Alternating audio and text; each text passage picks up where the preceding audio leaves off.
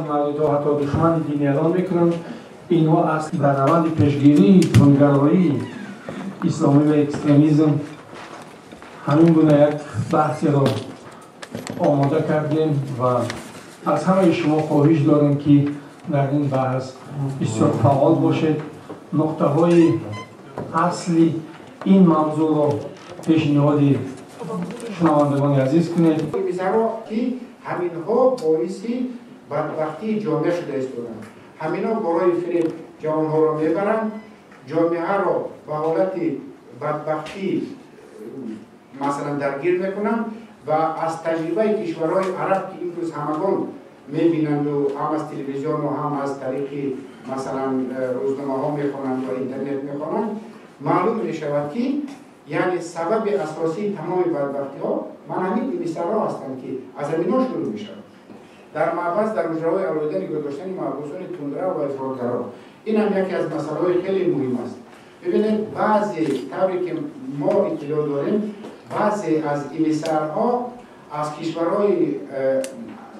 کشورهای خارج می‌دویند که مخصوص در جمهوری جنایت صادر کنند که به زندان بردند. در زندان‌ها کارشون است تبلیغ همون دیالوگی که اونها وظیفه گرفتند. و چیکار میکنند؟ اگر اینها رو علایده حبس نکنند، در رشته علایده نباشند، اینا میتونن همه مردمانی که در زندان هستند با طرف خود جلب کنند و آنها رو هم نصف خودشان از مثلا راه بیراه سازند. دانستن اصالت اسلامی سنتی یعنی بی‌سوادی دینی. متاسفانه این رو شما هم حس کردید. جوانای ما از اسلام ناب و اسلام سنتی خیلی کم خبردار هستند. خیلی کم. نبودن من اطلاعات دقیق یعنی تعلیمات خوبی مذهب سنتی ما باعث آن شده است که بسیاری که از اسلام خبر ندارند در من همین فریبگران در بازار میشوند و آنها فقط دعوای همون ایدئولوژی خودشان را میکنند. عنعنه‌های ضعیف دنیوی در بین اهالی مخصوصا در دیهات. انا مشکلاتی که ما داریم همین واقعا در دیهات همین پرابلم است. متاسفانه در دیهات که محیط آن خیلی مثلا سنتی شده است و بیشتر میل و رغبت مردم با مثلا با نمازخوانی هست و عموما تجربه دنیویت آهسته فراموش شده است. به خاطر آن که واقعا گویم وقتی که شما خودتان شاهد هستید وقتی که به کشورها و مثلا دیهات سفر میکنید میبینید که اونجا بیشتر حاضر متاسفانه همون افراد پیدا میشن که کسی نمیشناسد بدارد.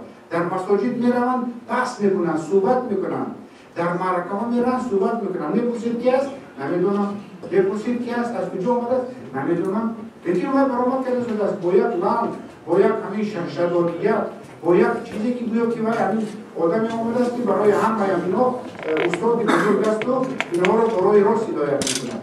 در اصل آدمی بیگانه است. چندین جاها ما همین رو مشاهده کردیم. متاسفانه من همین که شده است در مساجد برآمد میکنند و از بس که جوانها بسیار نمازخوان هستند میروند مسجدها من همین دلفریبی همین گپ‌های مثلا هوایکی که آن نویسرها گپ میزنند اما در حال فریفته میشن. نظر کارشناسان خیلی مهم است. مسئله گرایش جوانان به گروه‌های ارتجاعی و افراطی یکی از مسئله های می باشد که در مرکز توجه جامعه جهانی قرار دارد. ما گفته نمی توانیم که جوانانی که به این حرکت و جریان ها می پیوندند محض به سبب فقر و کمبودی اجتماعی به این راه می روند. مشاهده ها و حسابات های آماری کارشناسان نشان می دهند که در این راه و روند یک رویه پیش آمده است که دیگر پیش راهی به جهاد رفته شهید شده به بهشت رفتن جوانان را نه پیشنهاد نمودن مبلغ‌های پولی نه پیشنهاد نمودن خانه و کالا نه فهمانده دادن و پیشگیری کردن گرفته نتوانسته ایستاده است. این مسئله بسیار مسئله احساساتی و روانی و پسیکولوژی گرده است که جامعه جهانان و کارشناسان را سخت در این مسئله گرفتار کرده است. ما امینیم که جوانان ҷавонони оқилу саодатманди кишвари мо бо истифода аз арзишҳои бисёр волои миллию динии мо ва дар ҷодаи муттаҳид шудан дар атрофи ваҳдати эътиқодии мазҳаби абу ҳанифаи аҳли суннату ҷамоати мовароунаҳрӣ